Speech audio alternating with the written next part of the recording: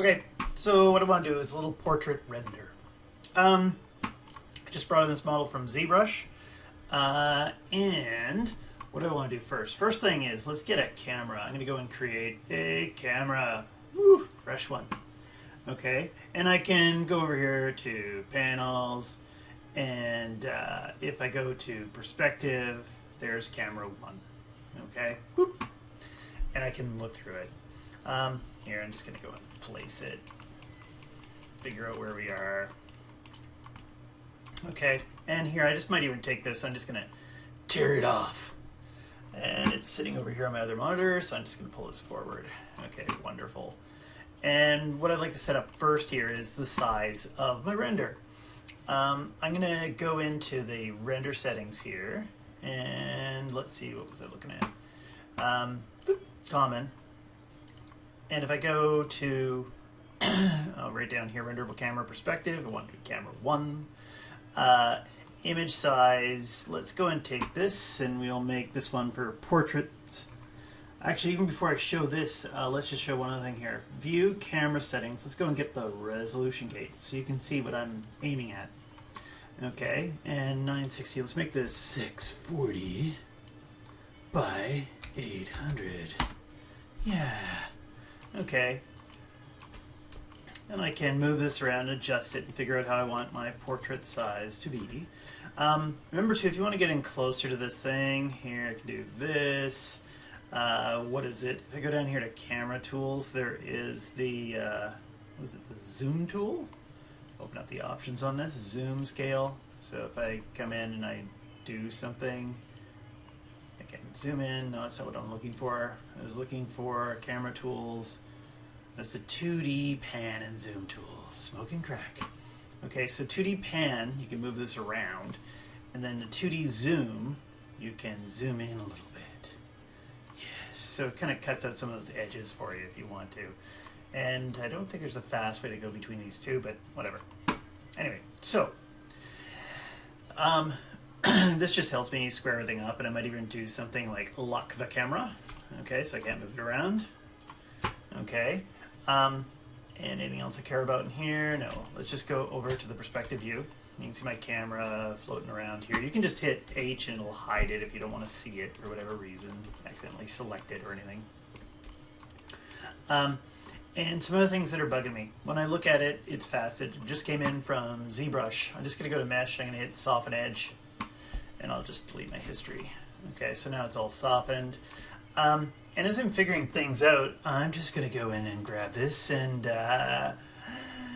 let's just slap a fresh material on this. Assign a new material, Arnold shader, and let's pop this on for now. Okay. Anything else I care about? I'll go back and put the other things on back later on after I've figured out my lighting. Actually, you know what? I don't like just a little bit over. Oh yeah, right there. Lock it. Okay. And so let's just do I guess we don't need this open anymore. I can just go over and hit Arnold render. And do we come up with this? Perspective shape 1, camera shape. Okay, so we're seeing nothing. Well, it's because we don't have any lights. It says down here, no light in scene. Stop. And I'm just going to zoom out a little bit. There we go.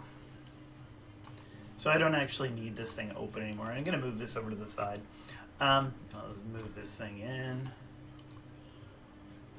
I guess that's going to be kind of big. Okay, yeah, whatever. I don't want this to take up too much space. Okay, so now if I go into Arnold and I create lights, area light. And so my area light's down here. Something I like to do to navigate around in Arnold is go to panels, look through selected. Okay, and I can take my light and put it up here. Okay, and I'm just going to go in and grab the light. Okay, take up the exposure so you can see what's going on, and I got to put on the render again so I can, oh yes, there. Okay, and I usually put this up around, there we go, and okay, yeah, and I forgot that whenever I render, everything slows down a little bit. Okay, and Let's see. Do I have... Oh, crap. Crap. Okay. Pause. Pause. Okay, I'm back. So I'm just going to take my light and let's pull it up here. We're going to make a key light. Come on, you bastard. Render. Oh, and it looks like it thinks I wanted to select my eyeball. So I've got my light a fair distance away. And what I want to do, first off with this key light, is I want to try to develop a Rembrandt-y style render. Okay, and it really, all these different styles of renders for portraits and stuff like that is all really all about the shadow on the nose. That's what I seem to notice, is it all just how these different shadows lay on the nose. And this one here in particular, if I go in and I aim it a little bit, oh, gotta watch out. And okay, something like there-ish. Okay, actually no. Actually, this is kind of hard on my computer because it doesn't like to record and render at the same time. I'm gonna have to get it updated soon. Come on. Also, too, I noticed a little bit of lag happening here. I'm just gonna pause. Oh, you bastard!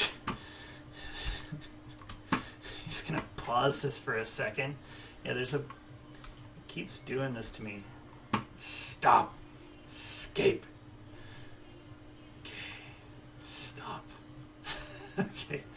Let's just try that again. I'm gonna aim it here, and what I was just gonna do is window. I have the show render tiles on.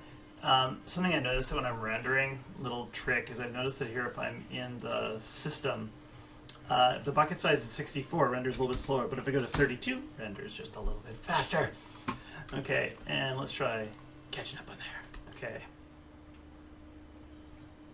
Okay, so I'm stretching the shadow from the nose across here, and it leaves a little triangle on my other cheek over here. Okay, that's what the Rembrandt lighting is all about. That's the magic. And so we've got that figured out, kind of. And let's see, anything else is bothering me here? Actually, I'm going to take one moment here and let's just grab the body. And I've got, let's go and throw on a Arnold standard surface. And I think I'm just going to pause the render while I'm doing this because this is just too annoying. What I'll do first is I'm just going to go and hit this little button here, and this is going to take me to the shader group so I can find the displacement material, and I'm going to pop in my file texture. I'm going to pop in the displacement shader, so there we go. And something else, right as I'm going through here, the displacement shader, I typically don't like the auto bump feature. I will typically turn that off. And I'll control that in a different way, and I'll come back to that later on. And file texture right here, image name, and I do believe we've got all these things set up already. And oh, that's not the one I'm messing with. It's this one here for displacement. Okay, great. I'm going to hit open EXR file that I made back over here in ZBrush, and I went into the Z plugins, and I was using these settings. Great. Let's go back here. And I'm going to go in and turn on the UTMs here, Mari UTMs, generate preview. I probably won't see anything really happen when I'm rendering. See what happens. Oh, maybe. Not feeling so well. What is raw? Oh, let's pause this again. Go over here, raw, and is it an sRGB thing? Okay. No, just it's inflating funny. So I'm just going to go over to the mesh again. And here in the mesh, if I go to the body shape and I go into Arnold, first thing we got to do is you can kind of notice that all the edges are a little bit faceted still. And so if I go down into the subdivision section, and I'm just going to switch on the subdivision Cat Clark. Whoop. Probably knock this up to 3, not 5, 3. Okay, and displacement attributes. So the height of this, you can see some little bits, divots and stuff like that on here. If I go into the height, I can kind of control this, and typically, let's see if I hit 0.1. Usually it's one of my guessing points. Does that give me what I'm looking for? I can still see some subtle little things. I might come back and look at this again a little bit later on, but now it's looking a bit more pleasant. Okay, and what time are we at? The 10-minute zone. So we've got the key light in, we've got the displacement, so we got kind of a nice smooth render. And next thing, let's go in and put in some more lights. So I'm going to go to Arnold. You know, I could do the other thing too, is I could decide that if I go over here and I just grab my light that I'm looking through, I could make a duplicate. And I make a duplicate, suddenly you see it gets all bright. I'm looking through the first area light still. And as I take this and move this around, let's actually move it to the other side. Okay, so you can see that I've got this new one selected, and that one there is going to become my key. Come on. Okay, I'm going to pause this. Okay.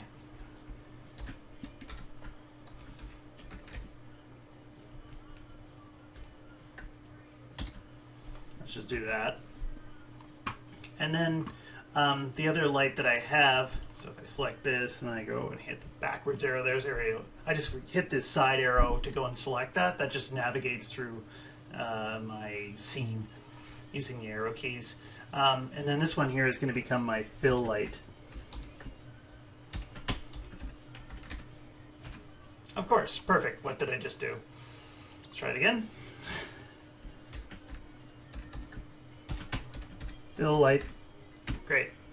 And so now when I have my fill light here, I'm going to kind of put the fill light down here. Okay, and I'm aiming it over towards the underside of my character. And fill light, did I do something funny? Somehow I hit a hotkey and turned the visibility off. That's interesting. Oh, because I hit the H on the keyboard and somehow, okay, yeah. Okay, great. And so I've got this kind of coming in on this side. Now I'm going to start to get a little bit confused as to what's going on. Okay, because I can see these little specular highlights on my face, things like that. I'm going to go to the render settings. And, uh-oh, I hope my other dog isn't just waking up. And render settings, no, that's not where I want to go. I want to go into the attribute editor. And I got the fill light selected. If I go down here, first thing I might know is these little hotspots. Those are from my specular, so I can take these and drop them down. There. Now those funny little highlights are gone from over here.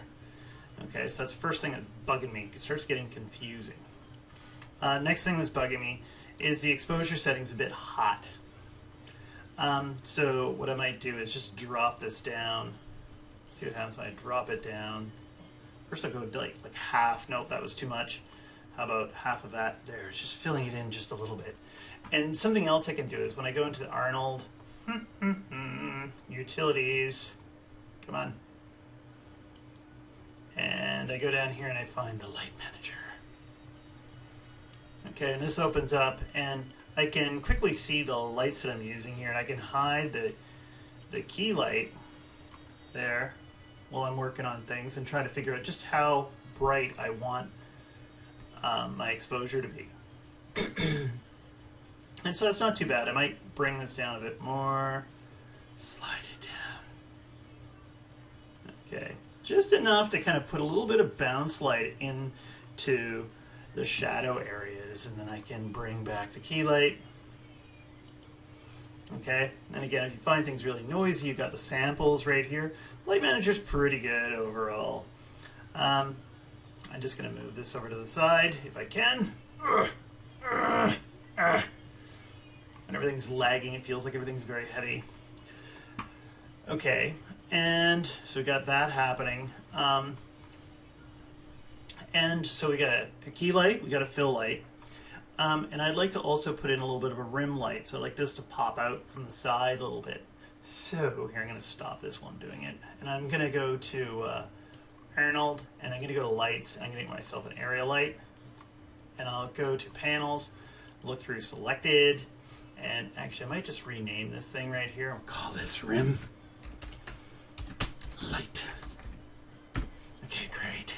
And so the rim light, the idea is it's the opposite side of the camera. So when I'm looking out, we're looking here, we're looking at the character, it's going to be this side, and the camera is over here someplace. And I'm just going to go and turn off the other lights as I'm rendering. That's what I'm doing. And then I've got the rim light selected here, my exposure. Come on, you bastard. Let me try this a little bit differently. What if I use exposure of 5 and then I bring this up? Okay, and I gotta find that spot where it starts to create a rim here. Let's go and dial this up. There we go. So I'm creating this little highlight along the edge. And now as I'm rendering, I'm getting some problems down here from my light. Okay, it could be based on the size of the light. Potentially that might be one thing. If I go down here though, now this one here, we got the specular. We don't want the spec hit. You can see a little bit of a really hot hit right there. I'm going to turn that off. Okay, so that turned down a few things. I'm going to go a little bit like this. Come on, you bastard.